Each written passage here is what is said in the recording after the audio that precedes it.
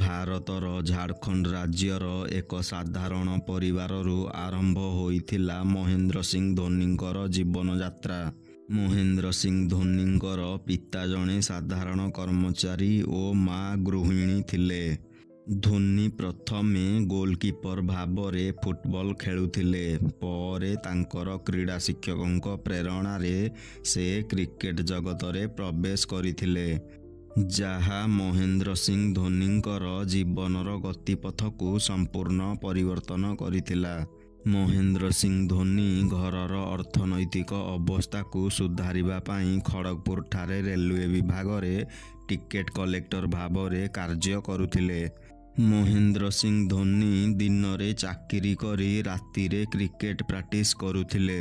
ଶରୀର ଥକିଗଲେ ମଧ୍ୟ ତାଙ୍କର ମନ ହାର ମାନୁ ନଥିଲା। ସେ ଜାଣିଥିଲେ ସଫଳତା ପାଇଁ ନିଷ୍ଠା ଓ ସମର୍ପଣ ଅତ୍ୟନ୍ତ ଆବଶ୍ୟକ।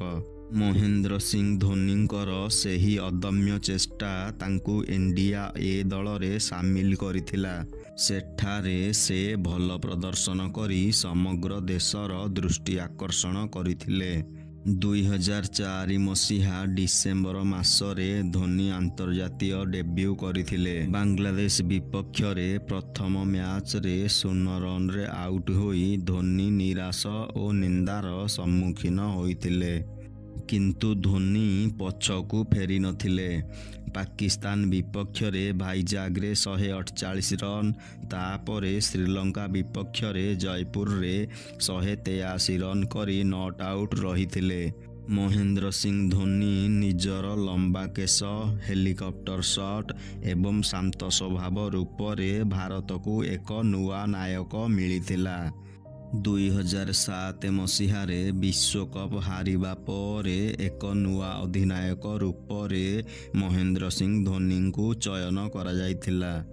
ଅଭିଜ୍ଞତା ନଥିବା ଯୁବ ଦଳକୁ ନେଇ ଧୋନି ନିଜର ଶାନ୍ତ ଚିନ୍ତନ ଓ ଦୃଢ଼ ବିଶ୍ୱାସରେ ଭାରତୀୟ ଦଳକୁ ପ୍ରଥମ ଟି20 ବିଶ୍ୱକପ୍ ଜିତାଇଥିଲେ। ଫାଇନାଲ ମ୍ୟାଚରେ ପାକିସ୍ତାନକୁ ହରାଇ ଭାରତ ବିଜୟୀ ହୋଇଥିଲା। ସେହିଦିନଠାରୁ ଧୋନି ଜଣେ ସଫଳ ଅଧିନାୟକ ରୂପରେ ଦେଶବାସୀଙ୍କ ହୃଦୟରେ ନିଜର ସ୍ଥାନ ସୃଷ୍ଟି କରିଥିଲେ। 2010 ମସିହା ଜୁଲାଇ 4 ତାରିଖରେ ମହେନ୍ଦ୍ର ସିଂ ଧୋନି ନିଜର ସ୍କୁଲ ସାଙ୍ଗ ସାକ୍ଷୀ ସିଂଙ୍କୁ ବିବାହ କରିଥିଲେ। 2007ରୁ 2013 ମସିହା ପର୍ଯ୍ୟନ୍ତ ଭାରତୀୟ କ୍ରିକେଟ ଦଳ ଧୋନିଙ୍କ ନେତୃତ୍ୱରେ ସୁବର୍ଣ୍ଣ ଅଧ୍ୟାୟ ରଚନା କରିଥିଲା।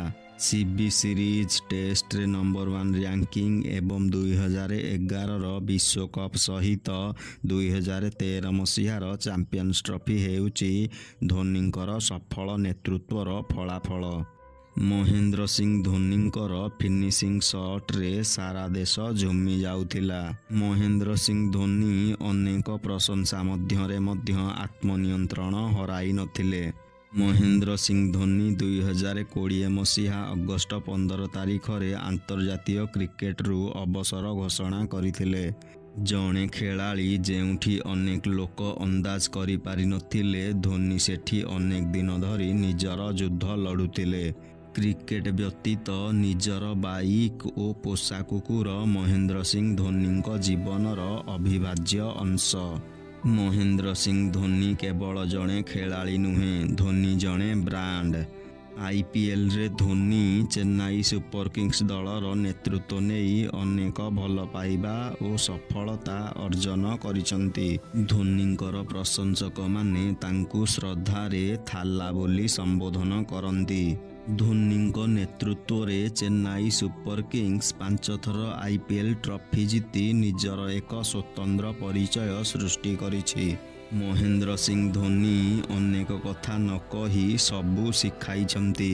କିପରି ଜିତିବା, କିପରି ଶାନ୍ତ ରହିବା ଓ କିପରି ଜୀବନରେ ନେତୃତ୍ୱ କରିବା। ମହେନ୍ଦ୍ର ସିଂ ଧୋନିଙ୍କର ଆଚରଣ ହେଉଛି ଏକ ଶ୍ରେଷ୍ଠ ପାଠ୍ୟପୁସ୍ତକ।